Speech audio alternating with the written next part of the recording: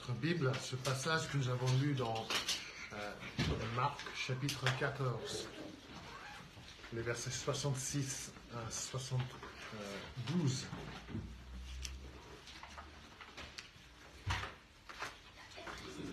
Normalement, je ne donne pas de titre à mes prédications.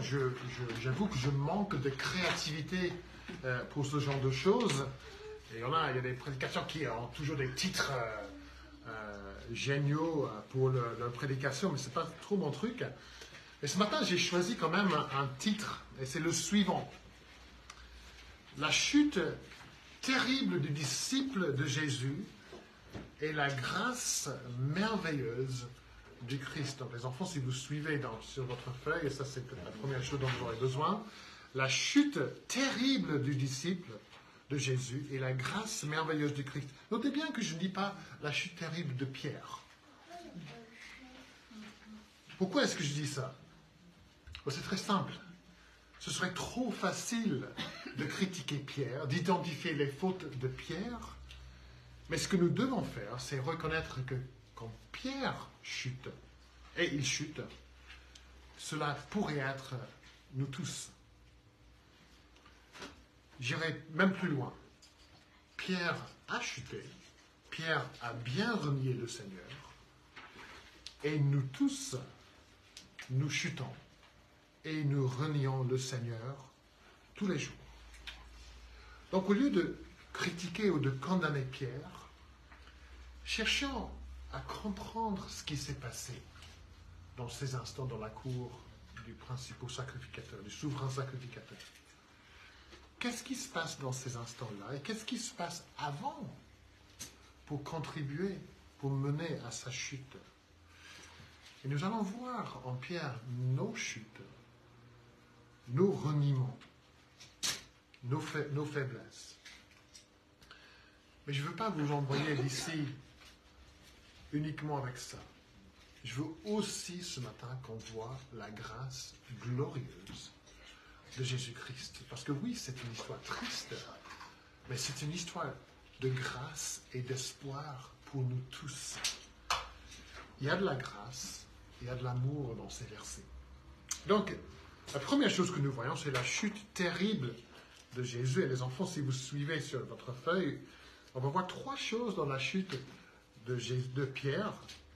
Le reniement, la réalité et la raison. Le reniement, la réalité et la raison. D'abord, le reniement. Qu'est-ce qui se passe exactement dans la cour du souverain sacrificateur? C'est très simple. Pierre, pendant qu'il se chauffe au feu, une jeune fille le voit et lui dit, toi aussi, tu étais avec Jésus de Nazareth. Pierre, il est dans la cour parce que son ami, Jésus de Nazareth, comme la fille a dit, il est en train d'être jugé et condamné juste à côté. Et Pierre est là parce qu'il veut être proche de Jésus. Et quelque part, il faut le louer pour ça. Les autres disciples sont où? Bon, Jean est là, mais les autres disciples sont partis loin. Donc, Pierre, il a au moins ce désir d'être proche de Jésus. Donc la jeune fille a raison quand elle dit « Tu étais avec Jésus de Nazareth ». Mais Pierre dit « Je ne sais pas, je ne comprends pas ce que tu veux dire ». Pierre sort de la cour, il s'éloigne de la foule, mais pas assez. Et puis la fille la voit de nouveau, et au lieu de s'adresser à Pierre une deuxième fois, elle s'adresse aux autres qui sont autour d'elle. Et elle dit, celui-là, là-bas, il était avec Jésus. Il fait partie de leur nombre. Et Pierre, il écoute ce qu'elle dit, même si elle ne parle pas à lui, et il arrive pour dire, non, je ne suis pas de son nombre. Il le nia, verset 69, il le nia de nouveau. Ensuite, plusieurs personnes s'adressent à Pierre, 1 heure plus tard à peu près, et l'accusent d'être un des disciples parce qu'ils reconnaissent son accent. Une nouvelle occasion pour Pierre d'affirmer son allégeance à Jésus, une nouvelle occasion pour Pierre de parler de son ami Jésus, une nouvelle occasion de parler du Christ, le Fils du Dieu vivant, comme il avait dit au chapitre 8, mais cette fois avec des imprécations et en jurant, Pierre dit qu'il ne connaît pas Jésus. Pire que ça, il ne dit même pas le nom de Jésus. Il dit cet homme dont vous parlez. Comment il s'appelle déjà? s'il ne sait pas. Et c'est comme, avec des implications, c'est comme s'il dit que Dieu me juge si je mens. C'est ce genre de choses. Pierre nie savoir quoi que ce soit à propos de Jésus. Il nie avec véhémence connaître son meilleur ami, son Seigneur, son Sauveur. Dans ces instants, Pierre ne veut absolument pas s'identifier avec Jésus. Il agit comme si Jésus n'existe pas. Ce n'est pas une chute définitive. Ce n'est pas que Pierre abandonne la foi définitivement pour toujours. Mais dans ces instants de pression et de tentation, il agit comme si Jésus n'existe pas. Il manque de foi, il manque de courage, il est lâche. Lui qui avait dit qu'il serait prêt à mourir pour Jésus, il dit qu'il ne le connaît pas. Il n'est même pas prêt à dire à une jeune fille qu'il le connaît. Alors Pierre se trouve dans une situation où il doit choisir s'identifier avec Jésus ou le renier. Rester fidèle à Jésus ou agir comme s'il n'existe pas. Et chaque jour, nous tous, nous nous trouvons dans la cour du souverain sacrificateur. Nous nous trouvons dans des situations de pression, de tentation. Nous nous trouvons dans des situations où nous devons choisir s'identifier avec Jésus ou le renier. Rester fidèle à Jésus ou agir comme s'il n'existe pas. La tentation de renier Jésus, ça peut arriver à n'importe quel moment. Nous sommes souvent pris au dépourvu, dans un moment d'inattention, dans un clin d'œil, et nous nous trouvons sous une pression terrible, inattendue. Rester fidèle à Jésus ou le renier. Et j'aimerais suggérer que nous nous trouvons face à ce choix des centaines de fois par jour. Autant dans les petits choix que dans les grands choix. Dans tous mes choix, je dois décider, vais-je rester fidèle à Jésus ou vais-je agir comme s'il n'existe pas? Vais-je m'identifier avec Jésus ou le renier? Est-ce que je vais choisir d'agir comme disciple de Jésus ou comme quelqu'un qui n'a jamais entendu parler de Jésus? Pierre le renie quand on l'interroge. Vous êtes chrétien, vous êtes un de ses disciples. Mais on peut le renier même quand il n'y a pas de questions directes. Quand il y a une occasion de parler de Jésus, de témoigner de Jésus, une occasion de laisser les autres savoir qu'on est disciple de Jésus, et on se tait. On le renie par le silence. On le renie quand on choisit de ne rien dire. On choisit de ne pas s'identifier avec lui. On garde le silence, on donne l'impression qu'on ne le connaît pas. Il y a une conversation au travail ou entre amis, et quelqu'un dit quelque chose, peut-être pour se moquer du christianisme, pour se moquer de la Bible, pour se moquer de Jésus. Et on a l'occasion de donner une réponse. Et les enfants, écoutez bien, peut-être qu'on a peur. On a peur de la réaction des autres. On a même honte d'être associé avec Jésus. Mais il est aussi possible de renier Jésus dans les choix qu'on fait tous les jours. Le choix de passer du temps avec Jésus dans sa parole, ou pas. Le choix de passer du temps avec Jésus dans la prière, ou pas. Le choix de venir ici le dimanche matin pour louer Jésus, ou pas. Dans nos choix, nous pouvons renier le Seigneur. Devant l'écran d'un ordinateur ou d'un smartphone, on peut le renier. On peut agir comme s'il n'existait pas. Rester fidèle à Jésus et garder mes pensées pures, ou le renier et cliquer. En fait, à chaque fois que je suis tenté de pécher, en parole, en acte, c'est un choix. Est-ce que je connais Jésus? Ou est-ce que je vais le renier? Est-ce que j'aime Jésus ou pas? Jour après jour, nous nous trouvons dans la cour du souverain sacrificateur. Jour après jour, nous renions par notre silence et par nos choix. Le reniement. Deuxième chose, la réalité. Et les enfants, encore une fois, c'est la prochaine réponse.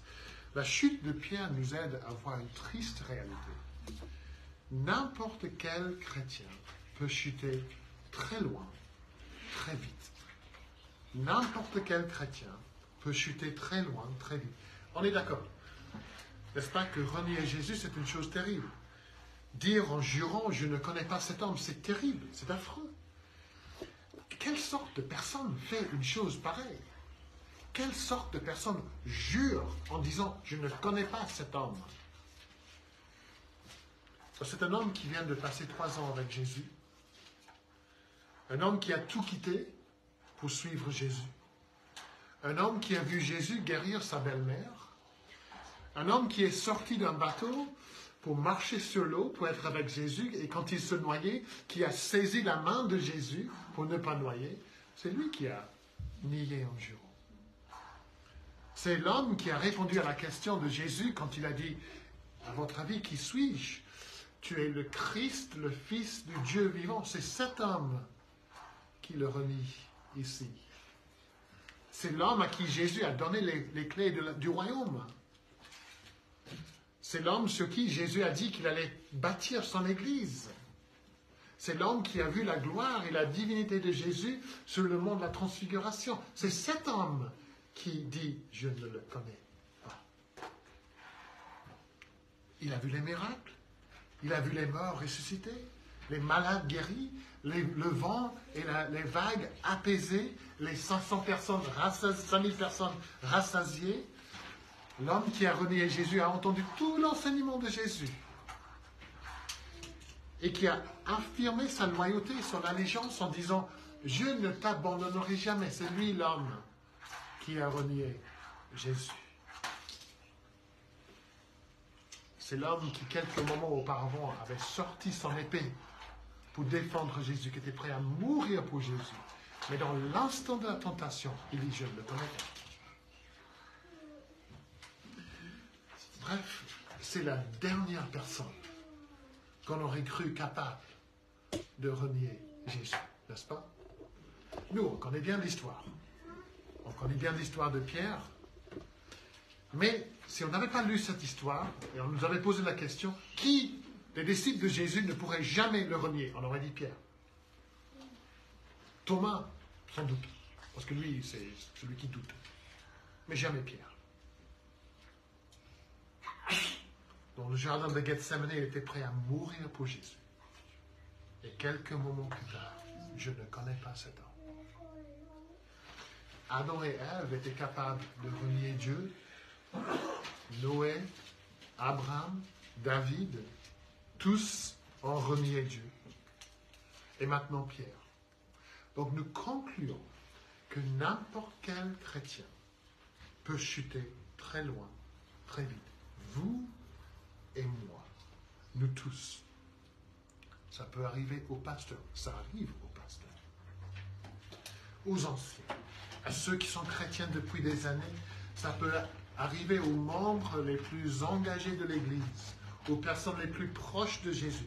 Autrement dit, il n'y a personne ici qui n'est pas capable de chuter très loin, très vite. Même après la conversion, même après l'œuvre du Saint-Esprit, même après le baptême, même après la participation à la scène, nous pouvons tous chuter. Nous sommes tous capables de sortir d'ici aujourd'hui et ce soir même de chuter très très loin, de tomber dans un péché grave. Ce n'est pas étonnant que l'apôtre Paul dise dans 1 Corinthiens 10, « Ainsi donc que celui qui pense être de vous prenne garde de tomber. » La réalité, n'importe quel chrétien peut chuter très loin, très vite. Puis la troisième chose que nous voyons, c'est la raison. La raison. Pourquoi est-ce que Pierre chute si spectaculairement? Et ce que nous voyons ici, c'est que la négligence spirituelle précède souvent une chute spirituelle. Ce serait facile de dire que la chute de Pierre se passe subitement dans la cour du souverain sacrificateur, dans un clin d'œil. Mais en réalité, la chute de Pierre avait déjà commencé il y a un peu de temps. C'est le résultat direct de ce qui se passe juste avant. La chute de Pierre est directement liée à sa négligence spirituelle. On voit trois manifestations de cette négligence. D'abord, les enfants, si vous notez les choses ici, il n'a pas écouté la parole de Dieu, il n'a pas prié et il n'a pas veillé. Jésus lui dit dans Marc 14, 27, « Vous trouverez tous une occasion de chute, car il est écrit, je frapperai le berger et les brebis seront dispersées. » C'est une parole d'avertissement. Pierre contredit Jésus. Et au verset 29, il dit, « Quand tous trouveraient une occasion de chute, moi pas. » Jésus lui adresse la parole directement pour l'avertir. En vérité, je te le dis aujourd'hui, cette nuit même, avant que le coq chante 2 fois, tu me renieras 3 fois. Donc, encore une fois, Jésus l'avertit. Jésus ne peut pas être plus clair avec Pierre. Mais Pierre n'écoute pas la parole de Jésus. Et il dit, quand il me faudrait mourir avec toi, je ne te renierai point. Jésus avertit. Jésus explique clairement le danger, mais Pierre néglige la parole de Dieu. Ce n'est pas que les avertissements sont difficiles à comprendre. C'est que dans son orgueil, Pierre pense qu'il n'a pas besoin d'écouter. Et puis dans le jardin de Gethsémani, Jésus demande à ses disciples de prier. Pourquoi prier? Jésus dit, afin de ne pas entrer en tentation. Afin de ne pas entrer en tentation. Pierre, il est trop fatigué pour prier. Il s'endort. Jésus lui avait dit qu'il fallait prier, mais Pierre néglige la prière. Ce moyen de grâce. Ce n'est pas étonnant qu'il tombe, qu'il entre dans la tentation. Et Jésus dit à Pierre et aux autres de veiller. Ils doivent veiller car la tentation pourrait survenir à n'importe quel moment. Jésus avait dit à Pierre dans Luc 22, 31, écoutez bien ce que Jésus lui avait dit. Simon, Simon, c'est son autre nom. Satan vous a réclamé pour vous cribler comme le froment. Satan veut te dévorer. Ça, c'est un avertissement. Qu'est-ce que vous feriez si moi je vous disais, attention, en sortant d'ici, aujourd'hui, il y a un lion qui rôde, un lion rugissant qui rôde dans le quartier. En fait, il y en a plusieurs. Est-ce que vous sortez en pensant, en discutant tranquillement, voilà, je vais retourner à la voiture, je vais prendre mon temps? Non. Vous sortirez d'ici en disant, faites attention, il y a un lion, il faut que je cours vers la voiture, si quelqu'un pourrait m'accompagner, pour être sûr de bien arriver à la voiture, vous ferez attention. Pas Pierre. Pas Pierre. Pierre dort. Et Pierre ne cherche pas à éviter les lieux où il pourrait être tenté. Il néglige la parole de Dieu, il ne prie pas, il ne veille pas. Il se croit suffisamment fort. Et je pense que la leçon est claire. Le chrétien qui néglige la parole de Dieu, qui néglige la prière et qui néglige de veiller contre les dangers et contre les attaques de Satan, c'est le chrétien qui court le plus grand risque de chuter. Et la Bible confirme cette affirmation. Dans le psaume 119, nous lisons « J'ai caché ta parole dans mon cœur. » Pourquoi? Afin de ne pas pécher contre toi. La parole nous aide à résister à la tentation. La parole lue, écoutée, méditée, mémorisée, étudiée, elle sert à nous aider à lutter contre la tentation, à ne pas chuter. Jésus dit à ses disciples, veillez et priez. Pourquoi? Afin de ne pas entrer en tentation. La prière et la vigilance spirituelle nous aident à ne pas chuter, à éviter les occasions de chute. Et la plupart du temps, si nous chutons, ça commence quand nous négligeons la parole, la prière et la vigilance. Jour après jour, mes amis, nous subissons des attaques, des situations où nous sommes tentés et ce serait facile de chuter, de nier Jésus. Êtes-vous vigilants? Sortez-vous de chez vous armés pour le combat qui vous attend. Avant même de sortir chez vous, est-ce que vous vous préparez pour le combat spirituel au travail, à l'école, à la fac? En cachant la parole dans votre cœur le matin, en faisant attention aux avertissements de Jésus. Acceptez-vous votre faiblesse spirituelle? Pierre ne l'a pas fait. Il s'est cru assez fort. Voyez-vous les dangers? Servez-vous des armes spirituelles dont on a lu dans Éphésiens 6. Quelles sont ces armes? Parmi elles, il y a la parole et la prière. Et peut-être que ce matin, je parle à un disciple de Jésus qui néglige la parole, qui néglige la prière ou d'autres moyens de grâce. Et si c'est le cas, il est fort probable que vous niez aussi le Seigneur, vous reniez le Seigneur dans un ou plusieurs domaines de votre vie. Il est possible que petit à petit dans votre vie, vous avez arrêté de lire, de méditer la parole. Vous avez commencé petit à petit à négliger la prière. Et le résultat, vous reniez le Seigneur de plus en plus. Ça m'est arrivé plusieurs fois dans ma vie. Je néglige la parole, je néglige la prière, j'ouvre la porte grande ouverte à la tentation et au péché.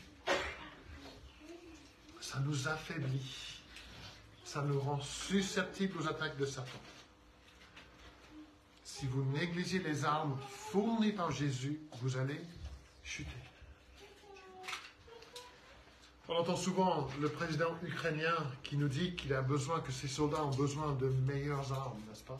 C'est ce qu'on entend à la télé, pour vaincre l'ennemi russe. Ben, nous les chrétiens, nous avons les meilleures armes fournies par notre commandant. Nous n'avons pas besoin de meilleures armes. Nous avons besoin de prendre les armes que Dieu nous a données et de nous en servir. La raison pour la chute. Jusqu'ici, rien de trop encourageant. Mais, on finit dans la deuxième partie, qui est plus courte, de la prédication, avec la grâce de Jésus pour son disciple. Dans le verset 72, nous lisons « Aussitôt, pour la seconde fois, le coq chanta. Et Pierre se souvint de la parole de Jésus, que Jésus lui avait dit. Avant que le coq chante 2 fois, tu me renieras 3 fois. Et il se mit à pleurer. » Dans le récit de Luc, nous lisons que Pierre pleura amèrement. Prenez un moment pour imaginer ça. Ce grand homme fort qui pleure amèrement. Qu'est-ce qui change dans la pensée de Pierre? Cet homme qui reniait Jésus avec une véhémence extrême, comment peut-il en si peu de temps se trouver en larmes, le cœur brisé par le remords? La réponse est très simple. Pierre se souvint de Jésus. Pierre se souvient de Jésus. Il entend chanter le coq, c'est pas qu'il n'aime pas le chant du coq, c'est pas ça. Tout de suite, il se souvient avec horreur des paroles de Jésus et il se rend compte de sa terrible chute. Il se souvient de Jésus et il voit tout de suite l'horreur de son reniement. Et brisé par son péché, brisé par ce qu'il vient de faire à son maître, à son ami, à son sauveur, il sort pour pleurer sa chute. Il pleure amèrement. Et si Pierre pleure son péché, s'il pleure sa chute, c'est grâce à Jésus-Christ. Alors pourquoi est-ce que je dis cela? Pourquoi est-ce que c'est grâce à Jésus que Pierre pleure? 3 choses à noter. D'abord, la prière de Jésus. Ce n'est pas dans ce texte, mais c'est dans le récit de Luc que nous disons, Jésus, après avoir averti Pierre, Satan désire te cribler comme le froment, Jésus lui dit, mais j'ai prié pour toi, afin que ta foi ne défaille point. Jésus savait que Satan voulait cribler Pierre comme le froment. Et ce qui se passe, c'est ce qui se passe dans la cour du souverain sacrificateur. Satan est en train de cribler Pierre comme le froment. Mais Jésus prie que la foi de Pierre ne défaille point. Et même si la foi de Pierre est secouée, elle ne défaille pas complètement. Il n'abandonne pas complètement le Seigneur. Et voici une énorme preuve de l'amour et de la grâce de Jésus. Il prie pour le disciple qui va le renier. Il prie pour son ami qui va le décevoir. Et nous savons que Jésus continue à intercéder pour nous, ses disciples défaillants. Il continue à prier que notre foi ne défaille pas. Il voit nos faiblesses, il connaît notre caractère, notre cœur, et c'est justement pour ça qu'il prie pour nous. Qui sait combien de fois les prières de Jésus nous ont empêchés de partir très loin dans notre péché. Remercions le Seigneur pour sa grâce qui nous fait en priant pour les brebis errantes. La grâce se manifeste dans la prière. La deuxième façon dont la grâce se manifeste, c'est dans l'avertissement de Jésus. Jésus savait que Pierre allait le renier. Au verset 30, Jésus lui avait dit, en vérité, je te le dis aujourd'hui, cette nuit même, avant que le coq chante 2 fois, tu me renierais 3 fois. Tu me renieras 3 fois. Jésus, si vous voulez, il pose une bombe à retardement dans l'esprit de Pierre. Et c'est le chant du coq qui déclenche cette bombe. En entendant chanter le coq, Pierre se souvient de l'avertissement de Jésus. Il se souvient de Jésus, son ami, son maître, son sauveur, son Dieu. Jésus avertit Pierre. Pourquoi? Non pas pour dire, non, je t'ai dit. Mais parce que Jésus pensait déjà à le restaurer. Jésus pensait déjà à lui pardonner. Jésus voulait que Pierre soit abaissé afin ensuite de le restaurer. Jésus veut que Pierre se souvienne. Il veut que Pierre pleure. Il veut que l'orgueil de Pierre soit brisé. Il est bien pour Pierre d'être brisé par son péché. Il est bien pour lui de pleurer. Il est bien pour lui de voir que renier Jésus, c'est grave. Jésus sait qu'il est essentiel que Pierre reconnaisse sa faute et qu'il la pleure. Et c'est pareil pour nous. Si vous reniez celui qui est mort pour vous, il est bien pour vous de voir l'horreur de ce que vous faites. Si je renie le Seigneur qui a versé son sang pour moi, si je cède à une tentation quelconque, il est bien pour moi d'être brisé par les paroles de Jésus. Il est bien que je vois le mal que je fais à mon Seigneur. Il est bien que je pleure mon péché. Bienheureux ceux qui pleurent, dit Jésus. Dans sa grâce, Jésus ne permet pas que son disciple s'éloigne de lui définitivement. il ne laisse pas son disciple bien-aimé chuter de façon irréparable. Et ça, c'est un énorme réconfort pour nous qui aimons le Seigneur et qui reconnaissons notre péché et nos chutes. Jésus, par son esprit, par sa parole, il parlera à notre conscience. Jésus enverra le coq pour chanter, pour nous rappeler de sa parole. Et son esprit nous aidera à nous souvenir des paroles de Jésus. Jésus ne laissera jamais un de ses enfants partir définitivement. Je ne dis pas ça pour que nous disions, bon alors c'est pas grave de chuter, si Jésus va toujours venir nous récupérer. Si vous dites ça, vous n'aurez rien compris de votre péché ni de l'amour de Jésus. Si, c'est grave. Regardez les larmes de Pierre et essayez de dire que c'est pas grave. Écoutez Pierre pleurer amèrement. Renier le Seigneur, c'est grave. Décevoir le Seigneur, c'est grave. Mais Jésus, dans son amour et dans sa grâce, il restaure toujours celles et ceux qui sont ses disciples authentiques. Et attention, Judas n'a pas été restauré. Judas est parti et il n'est jamais revenu. Mais Pierre se repent et Pierre est restauré. Après la résurrection de Jésus, il y a une rencontre personnelle avec Pierre. Paul nous le dit dans 1 Corinthiens 15. Et puis, Jésus insiste que Pierre affirme son amour pour Jésus publiquement. Combien de fois? 3 fois. Et dans sa grâce, Jésus pardonne. Dans sa grâce, Jésus restaure Pierre.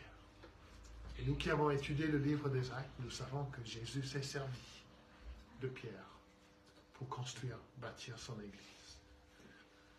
Et c'est ce que Jésus fait toujours pour vous. Si vous êtes un de ses disciples, nous qui le renions, nous qui nous rendons compte de notre faute et qui affirmons de nouveau notre amour pour le Seigneur, Jésus nous fait grâce. Jésus pardonne. Jésus restaure. Et Jésus se sert de nous de nouveau. Gloire à Jésus pour sa grâce. Il ne faut pas partir d'ici en pensant terrible, Pierre. Il faut partir d'ici en pensant gloire à Jésus, qui pardonne, qui fait grâce envers nous, qui le renions. Amen. Amen. Pour nous préparer pour venir à la table, on va chanter encore une fois la parole de Dieu, le psaume 130.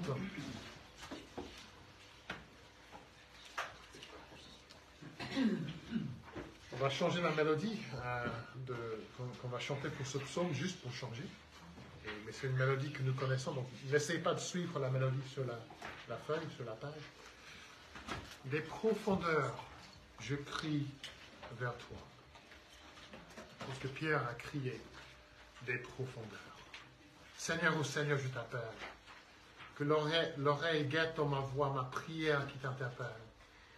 Seigneur, qui pourrait subsister si des péchés tu tiens de compte. Mais tu sais si bien pardonner que l'homme appréhende sa honte. Pierre a bien vu sa honte, mais il a bien expérimenté le pardon et la grâce de Jésus. Et nous aussi, si nous confessons, si nous repentons, si nous croyons, nous pouvons expérimenter ce même pardon, cette même grâce. Je vous invite à vous lever, à chanter les 4 versets de ce psaume.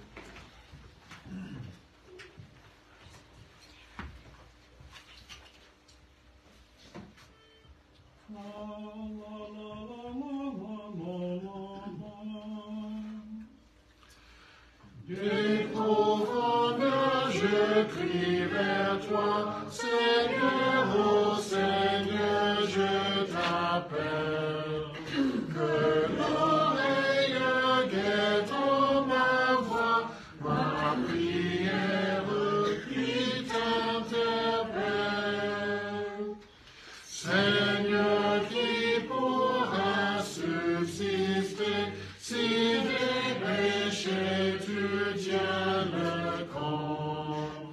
Mais tu sais si bien pardonner que l'homme a très honte de sa honte. Oui, le Seigneur est mon espoir et sa parole je l'implore. Mon âme attend matin et soir, plus qu'un veilleur attend l'aurore. Espérant en Dieu Israël, car près de lui est la tendresse. C'est lui qui rachète Israël de ses péchés avec alliance. Vous pouvez bien vous asseoir.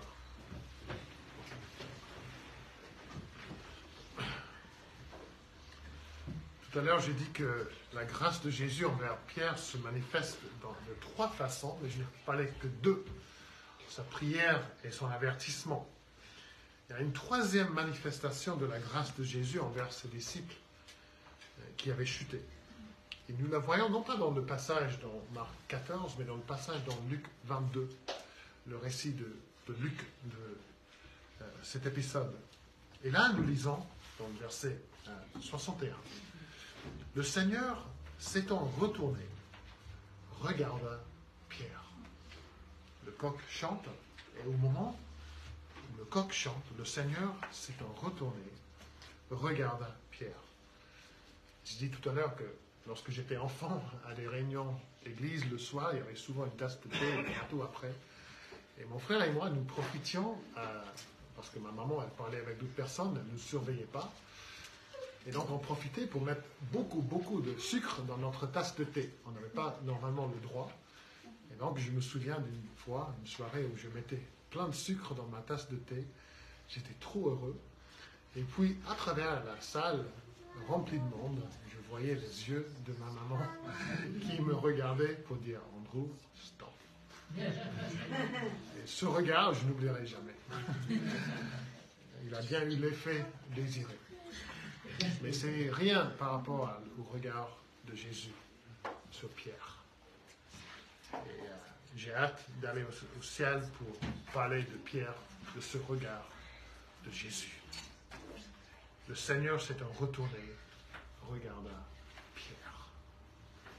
La grâce de Jésus se manifeste dans son regard. Au moment où le coq chante, on sort Jésus pour l'amener devant Pilate et Hérode avant de le crucifier. On a déjà battu, on a déjà humilié. Mais Jésus regarde son ami Pierre qui vient de le renier. Il le regarde droit dans les yeux. Combien ce regard a dû faire fondre le cœur de Pierre. Qu'est-ce qu'il a vu dans les yeux de Jésus? De la colère? De la condamnation? Du jugement? Je ne crois pas. Je crois qu'il a vu de l'amour. Et c'est pour ça qu'il a pleuré. J'ai renié mon Seigneur qui m'aime, qui va mourir pour moi. Comment ai-je pu faire une telle chose? Il a vu la souffrance. Je pense qu'il aurait vu la déception de Jésus aussi. Et c'est cet amour de Jésus qui lui brise le cœur, de sorte qu'il s'effondre en larmes. À travers ce regard, Jésus lui dit, « Pierre, mon ami bien-aimé, mon ami pour qui je vais mourir, je sais ce que tu viens de dire. Je sais ce que tu viens de faire. Tu viens de me renier. Et moi, je ne te renierai pas. Tu viens de dire que tu ne me connais pas. Mais moi, je vais mourir pour toi. Tu viens de dire que tu ne vas pas souffrir pour moi. Mais moi, je vais souffrir pour toi. Et les yeux de Jésus pénètrent jusqu'au cœur de Pierre. Et cela lui brise le cœur. Et ce matin, à travers le pain et le vin, Jésus nous regarde. Jésus nous regarde. Jésus vous regarde droit dans les yeux. Et il voit tout. Comme Pierre a dit plus tard, après la résurrection de Jésus, Jésus lui a demandé, m'aimes-tu, Pierre? Et tu sais toutes choses. Et donc quand il nous regarde, il voit toutes choses. Et pour le disciple qui reconnaît son péché et qui s'en repent, le regard n'est pas un regard de colère. Ce n'est pas un regard pour nous condamner. C'est un regard plein d'amour. C'est un regard de grâce et d'amour qui dit « Je vois votre cœur, je vois votre vie, je vois vos fautes, je vois votre péché, mais je vois aussi votre amour pour moi. »